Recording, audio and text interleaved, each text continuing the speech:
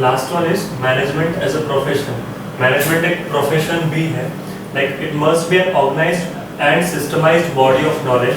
Take example, professionals like engineer and chartered accountancy, this requires a specialised knowledge. जो professionals होते हैं, जो engineers होते हैं या फिर चार्टर्ड अकाउंटेंट जो होते हैं, उन लोगों के पास उनका स्पेशलाइज्ड नॉलेज होता है। अकाउंटेंट, चार्टर्ड अकाउंटेंट जो है उनके पास उनका अकाउंटेंसी से रिलेटेड एक स्पेशलाइज्ड नॉलेज होता है, वो नॉलेज हर किसी के पास नहीं होगा। वैसे इंजीनियर्स का नॉलेज, उनका एक स्पेशल स्किल्स वो सिर्फ उन्हीं के पास होती है, हर एक पर्सन के पास वो नॉलेज या स्किल्स अवेलेबल नहीं होती है। There is always a formal method of acquisition of such knowledge. In other words, individuals who pursue a specific profession and must acquire this specialized knowledge through some formal institutions. For example, you need to get a degree in law or engineering to pursue the professions of a lawyer in engineering. There exists an association to devise certain code of conduct for the professionals. This code of conduct lays down norms to be observed by the professionals while doing their job. Violation of prescribed code can lead to decognizing and professional to practice. इन दोनों paragraph में formal, अगर हमें किसी particular field में profession में expert होना हो या उसकी स्किल्स या हमें उस पर्टिकुलर फील्ड से वो प्रोफेशन हमें अपनाना हो, तो हम किसी फॉर्मल इंस्टीट्यूशंस में, हमारे नियर बाय बहुत सारे लोकेलिटी में इंस्टीट्यूशंस होते हैं, फॉर्मल इंस्टीट्यूशन में वहाँ पर जाकर उस चीज़ की पढ़ाई लेकर, उस चीज़ का स्किल्स लेकर हम वो डिग्री हासिल कर सकते हैं। उन्होंने एग्जांपल दिया है, for example you need get a degree in law और engineering to pursue the profession of lawyer और इंजीनियर। अगर लॉयर और इंजीनियर बनना है तो हमें लॉ और इंजीनियर की डिग्री लेनी पड़ेगी, वहाँ पे स्टडीज़ करना पड़ेगा, वहाँ से डिग्री लेनी पड़ेगी, तो हम लोग लॉयर और इंजीनियर उस फील्ड में बन सकते हैं। ये जस्ट एग्जांपल था। उसी तरह अलग अलग डिफरेंट प्रोफेशंस की अलग अलग इंस्टीट्यूशंस होते हैं, हम लोग वहाँ पे स्टडी कर वहाँ की स्किल्स अचीव कर हम लोग किसी भी प्रोफेशन में आगे बढ़ सकते हैं। कोड ऑफ कंडक्ट वो टीम होती है जहाँ पे कि वो लोग हमारे वर्कआउट पे ध्यान रख रहे होते हैं और कुछ भी इश्यूज, अगर कुछ भी गलत कर रहे हो तो हमें वापस से वो प्रैक्टिस करवाते हैं। और profession is no doubt an occupation to earn one's livelihood, but the financial reward is not to be main assurance of their success. Profession सिर्फ इसलिए नहीं कि उसमें से पैसे कमाए जाए, but हाँ फाइनेंशियल रिवॉर्ड भी उतना ही मायने देता है। मतलब सिर्फ हमारे मतलब के लिए नहीं, बट हम लोग सोसाइटी के वेलफेयर के लिए भी, हमारे खुद के सेटिस्फेक्शन के लिए भी हम लोग कोई ना कोई प्रोफेशन अपनाते हैं। The professionals use their specialized knowledge to serve their long-run interest of the society and are also consequence for their social responsibility. Socially हम लोग responsible होता है, वही चीज़ इसमें मेंशन किया होता है। सिर्फ उसमें से मिलने वाला पैसा ही नहीं, बट पैसे अर्न करने के लिए ही नहीं, बट हमारे सोशल सेटिस्फेक्शन के लिए भी हम लोग वो प्रोफेशन अपनाते होते हैं। A number of institutions have come up to teach management in a formal way and train future managers. Various associations like American Management Association in USA, All India Management Association in India have been functioning as representative bodies of managers and have duly devised codes of conduct for the managers. Managers के लिए कुछ code of conduct बना के रखे हैं, हमारे India में है All India Management Association और USA के American Management of Association। Levels of management के कुछ डिफरेंट लेवल्स होते हैं, वो समझते हैं यहाँ पे कि किस तरीके से मैनेजमेंट वर्कआउट कर रहा होता है, कितने लोग, किस तरीके से लोग होते हैं, कौन कौन से लेवल्स पे होते हैं। मैनेजमेंट डिफरेंट लेवल्स पे वर्कआउट कर रहा होता है। Let us start with the levels. Top level management, middle level management and lower level management, ये डिफरेंट लेवल्स ऑफ मैनेजमेंट दिए हुए हैं। Some managers decide about the objective of business whole. Some managers perform functioning to achieve these objectives in different departments like production, sales, etc. And some of the managers are concerned with the supervision of day-to-day activities of the workers. Managers performing different types of duties may thus be divided into 3 categories. मतलब ये managers जो होते हैं वो different levels पे workout कर रहे थे, जैसे कि इसमें दिया है some managers decide about the objective of business. कुछ मैनेजर्स होते हैं जो बिजनेस का ऑब्जेक्टिव पे फोकस करते हैं और उसके लिए वर्कआउट कर रहे होते हैं। सब managers perform functions to achieve this objectives. अब इन ऑब्जेक्टिव्स को अचीव करने के लिए जो जो फंक्शंस जो जो एक्टिविटीज प्लान करते हैं, कुछ मैनेजर्स उस पर वर्क कर रहे होते हैं एंड डिफरेंट डिपार्टमेंट्स में रहकर like production department, sales department etcetera. Some managers are concerned with the supervision of day to day activities of the workers. कुछ मैनेजर्स वहाँ पे जो वर्कर्स वर्कआउट कर रहे हैं उनकी डे टू डे एक्टिविटीज पर सुपरविजन देख रहे होते हैं कि वो कैसे कर रहे हैं, कि किस तरीके से कर रहे हैं. अगर वो कुछ गलती कर रहे हैं तो वो उनको बताते हैं. तो कुछ मैनेजर्स उस पर भी वर्कआउट कर रहे होते हैं. डिफरेंट लेवल्स पे कुछ कैटेगरी वाइज उनको डिवाइड करते हैं. तो top level management, middle level management and lower level management उसका पार्ट बनते हैं. Like the diagram shows that the top level management includes board of directors. आपकी बुक में एक डायग्राम बना हुआ है जिसमें top level management, middle level and lower level, ये कुछ डिफरेंट लेवल्स के मैनेजर्स होते हैं. यहाँ पे भी अवेलेबल है हमारे पास. Like top level management, middle level and lower level, ये 3 लेवल के मैनेजमेंट होते हैं जिसमें लास्ट लेवल जो होता है वो वर्कर्स का होता है. यहाँ से इंस्ट्रक्शंस पास होते हैं मिडिल लेवल पर, मिडिल लेवल से लोअर लेवल पर, और लोअर लेवल के जो मैनेजर्स होते हैं वो वर्कर्स के पास से उस तरीके से काम करवाते हैं कि वो उनका फ्यूचर का जो गोल है, जो उन्होंने गोल डिसाइड किया है, वो अचीव कर पाए.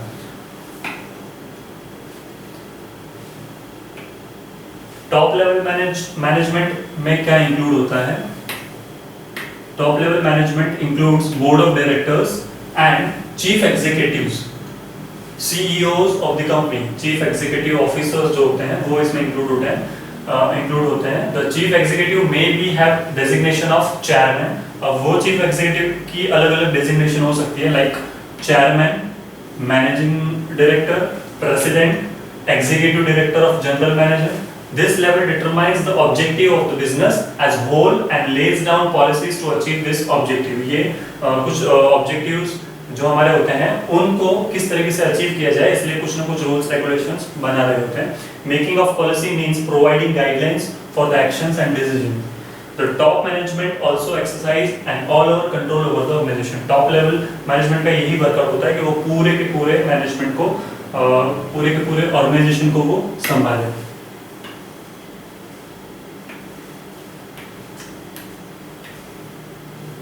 ये पोजीशंस दे रखी है, पोजीशंस और functions. Top level management position, board of directors and chief executives, जो मैंने बोला CEO जो होते हैं उनका ऑब्जेक्टिव यही होता है defining the objectives and formatting the policies. Objective को डिफाइन करना कि उनका फ्यूचर का ऑब्जेक्टिव क्या है और उस ऑब्जेक्टिव को अचीव करने के लिए क्या क्या पॉलिसीज, क्या क्या रूल्स एंड रेगुलेशंस होनी चाहिए, वो वहां से बनाते हैं और वो फॉरवर्ड करते हैं मिडिल लेवल को.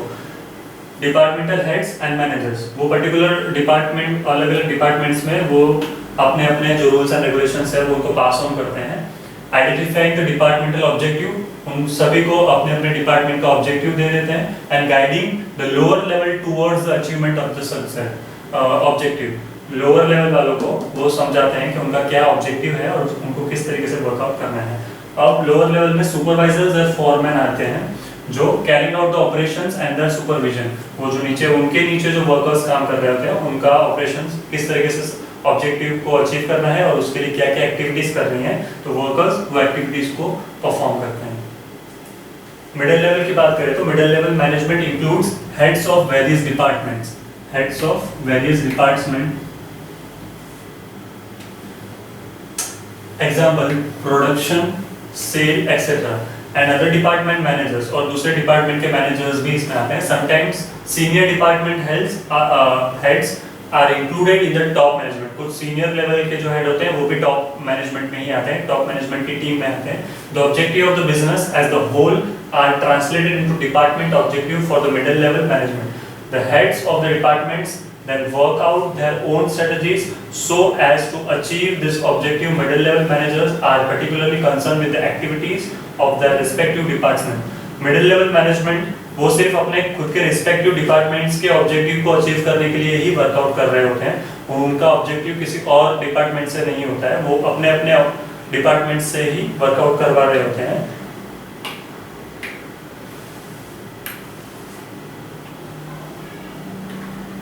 The lower level management, ये थर्ड लेवल है. Lower level management consist of foreman and supervisors. Lower level में फॉरमैन आते हैं और सुपरवाइजर्स आते हैं who look after the operative workers and ensure that the work is carried out properly and on time. वो यही चीज देख रहे होते हैं कि वो वर्कआउट प्रॉपरली कर रहे हैं या नहीं।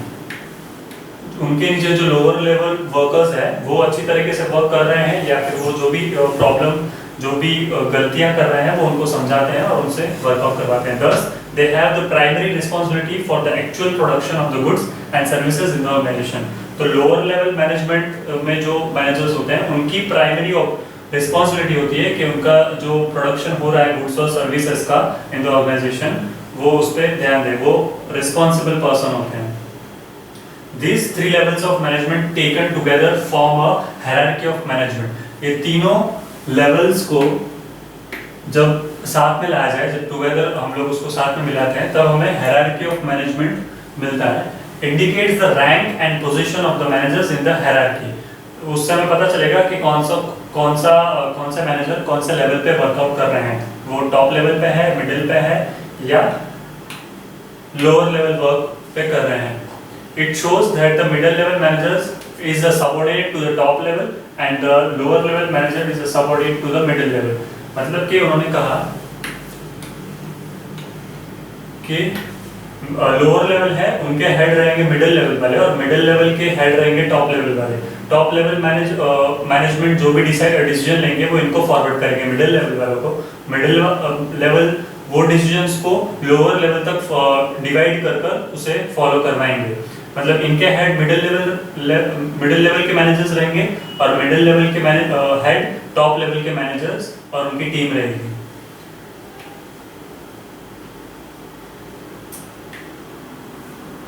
Carefully see the figure shown above once again. You will see that the number of people at each level increase as one moves from top to bottom. Workers includes craft person, manual laborers, engineers, scientists, etc.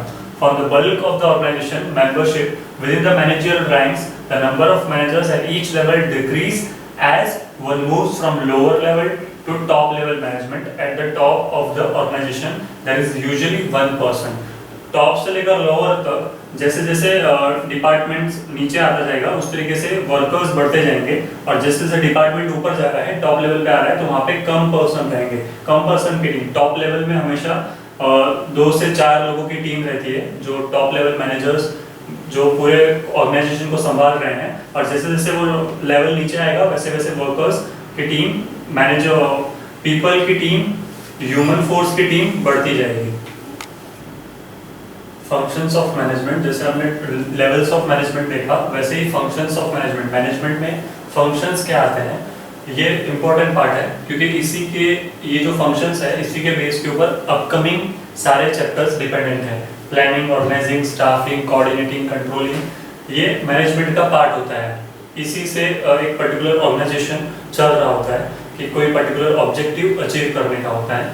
Like हमने example लिया था of event management. एक event manager है जो different activities को plan करता है और अकॉर्डिंगली उसको डिफरेंट लेवल्स अलग अलग डिपार्टमेंट्स में उसको डिवाइड कर वो उन सभी के पास से वर्कआउट करवाता है। वो पर्टिकुलर ही एक पर्सन उसको हैंडल करता है और सभी डिफरेंट लेवल्स पे वो डिपार्टमेंट हेड्स उनको वो एक्टिविटीज को फॉर्म करते हैं। Let us take the first topic, planning. Planning is deciding in advance what is to be done. What is to be done, when it is to be done, and how it is to be done. Planning में यही चीज आएगी। हम लोग किसी भी चीज, कोई भी पर्टिकुलर एक इवेंट है उसके बारे में अगर हम लोग कुछ प्लानिंग करना स्टार्ट करते हैं तो हम लोग पहले यही सोचेंगे कि what is to be done, क्या करना चाहिए, when is to be done and how is to be done, कब करना चाहिए और कैसे करना चाहिए, कब, क्यों और कैसे। ये तीनों क्वेश्चंस प्लानिंग का पार्ट होते हैं। It is basically concern with the selection of goals to be achieved and determining the effective course of action from among the various alternatives. हमारे पास डिफरेंट अल्टरनेटिव्स है, बहुत सारे ऑप्शंस है, और उनमें से कुछ सिलेक्ट कर किसी एक गोल को अचीव करने के लिए ये तीनों चीजें हम लोग डिसाइड करते हैं। This involves forecasting. Forecasting means to हम लोग पहले से इमेजिन करते हैं कि वो पर्टिकुलर सिचुएशन, उस टाइम के सिचुएशन हम लोग फोरकास्ट करते हैं कि किस तरीके से हमें एक्टिविटीज परफॉर्म करनी है। Forecasting, establishing target, developing the policies and programming and scheduling the actions. Targets हम लोग एस्टैब्लिश करेंगे, डेवलपिंग पॉलिसीज हम लोग उसके रिगार्डिंग बनाएंगे कि क्या टर्म्स एंड कंडीशंस होनी चाहिए, programming and scheduling the actions, और एक्शंस किस तरीके से उस पर्टिकुलर एक्टिविटी को कंप्लीट करना है, कि उसको क्या प्रोसीजर रहेगा, वो सारी चीजें हम लोग प्लानिंग में डिसाइड करेंगे। Thus, planning requires decision to be made on what should be done, how it should be done, and who will do it, where it will be done. ये सारी चीजें भी प्लानिंग का पार्ट ही होती है, जैसे कि what should be done, what should be done, how it should be done, who will do it, कैसे किया जाए, कौन इसको करेगा, और इसको कैसे किया जाए, where it will be done, कहाँ पे इसको करना है, and why it is to be done, और हम लोग क्यों इस चीज पर्टिकुलर चीज को करेंगे। The initial part of planning consists of getting goals and programs of activities. ये किसी भी प्रोग्राम की एक्टिविटीज को करने के लिए हम लोग इतनी चीजों पे फोकस करते हैं, what is to be done, when is to be done, and how it is to be done, किस तरीके से इसको कंप्लीट करेंगे। प्लानिंग का ये पार्ट होता है। Second one is organizing. After the plan have been drawn, management has to organize the activities and physical resources of the firm to carry out the selected program successfully. Planning, एक बार planning हो जाने के बाद हम लोग उस planning को management has to organise, फिर एक्टिविटीज को ऑर्गेनाइज करनी होगी, and physical resources of the firm to carry out the selected programme successfully, और फिर उस रिगार्डिंग हमें फिजिकल ऑब्जेक्टिव्स को, फिजिकल रिसोर्सेज को भी वहाँ पे रखना पड़ेगा। फॉर एग्जांपल हमने रखा था कि इवेंट मैनेजमेंट में वो पर्टिकुलर फील्ड हमने पहले डिसाइड कर लिया कि कौन सा लोकेशन होगा, कौन सी चीज़ें वहाँ पे चाहिए होगी, क्या क्या चीज़ें चाहिए होगी, तो हम लोग वो चीज़ों को भी वहाँ पे ला के रखेंगे। लाइक डेकोरेशन डिपार्टमेंट वाले भी डिसाइड करेंगे कि उनको क्या क्या डेकोरेशन वहाँ पे लाना है, म्यूजिक डिपार्टमेंट वाले भी डिसाइड करेंगे कि उनको कौन सी कंपनी से क्या क्या चीज़ें मंगवानी है, like loud speakers and all. फिर उसके बाद it involves determining the authority and responsibility relationship among the functions, departments and personnel at various levels to ensure smooth and effective functions together in accomplishing the objective. मतलब हर एक department को उनकी authority और उनकी responsibility उनको सौंप दी जाए, जिसकी वजह से सारी एक्टिविटी स्मूथली वर्कआउट की जाए, तो जिसकी वजह से हम लोग ऑब्जेक्टिव को इजीली अचीव कर पाए। Thus, the organizing functions of management is primarily concerned with identifying the tasks involved and grouping them into units and departments. फिर सारे टास्क को एक डिपार्टमेंट में हम लोग डिवाइड कर देंगे, डिफरेंट डिपार्टमेंट्स में उसको डिवाइड करना है, and defining the duties and responsibilities to the people in different positions within each department for well coordinated and cooperative efforts in the organisation. उस पर्टिकुलर डिपार्टमेंट के जो भी लोग हैं उनको उनकी रिस्पांसिबिलिटीज, उनकी ड्यूटीज सौंप दी जाती है कि उनको उनका काम पता चले, उनको उनकी एक्टिविटीज पता चले, जिसको उन्हें फॉलो करना है। डिफरेंट लेवल्स पे उसको उनकी एक्टिविटीज, उनका वर्क दे दिया जाता है। फिर थर्ड, ये दोनों चीजें करने के बाद थर्ड चीज आती है staffing. Staffing is concerned with employing people for the various activities to be performed. The objective of staffing is to ensure that suitable people have been appointed for different positions. It includes the functions of recruitment, training and development, placement and remuneration and performance appraisal of the employees. Staffing में different departments हमने decide किए। अब वो department में वो particular work को करने के लिए कौन स्पेशलाइज पर्सन होगा, किसी को भी कोई भी डिपार्टमेंट सौंपा नहीं जाएगा, उनके पर्टिकुलर स्किल के हिसाब से उन्हें हम लोग स्टाफिंग करेंगे कि वो पर्टिकुलर पर्सन उस डिपार्टमेंट में वर्क करे। हम लोग इस चीज के लिए it includes functions of recruitment, हम लोग रिक्रूटमेंट करेंगे, उनको ट्रेनिंग देंगे और डेवलपमेंट, प्लेसमेंट देंगे, रेम्यूनरेशन, उनके वर्क के हिसाब से उनको रेम्यूनरेशन भी दिया जाएगा, परफॉर्मेंस अप्रेजल भी दिया जाएगा। Fourth one is directing. The directing function of management includes guiding the subordinates, supervising their performance, communicating effectively and motivating them. Directing में आएगा कि हम लोग उन सबऑर्डिनेट्स को, हमारे नीचे जो वर्क कर रहे हैं, उनको उनके परफॉर्मेंस को देखकर हम उनके साथ बात करें, उनको समझाएं, उनको गाइडलाइंस दें, और उनको अगर वो अच्छे और ज़्यादा अच्छा करे इसलिए उनको हम लोग मोटिवेट भी करें। A manager should be a good leader. Manager जो भी होगा वो एक हमेशा से गुड लीडर होना चाहिए। He should be able to command and issue instruction without announcing and resentment among the subordinates. he should keep a watch on the performance of his subordinate and help them out whenever they come across any difficulty. जो manager है जो leader है उसको हमेशा alert रहना चाहिए कि उनके सबऑर्डिनेट्स क्या वर्क कर रहे हैं, कैसे वर्क कर रहे हैं। जब भी वो कुछ गलतियां करे, कुछ भी डिफिकल्टी में आए तो उनको हेल्प करने के लिए, उनको गाइड करने के लिए ऑन टाइम वहाँ पे हाजिर रहें।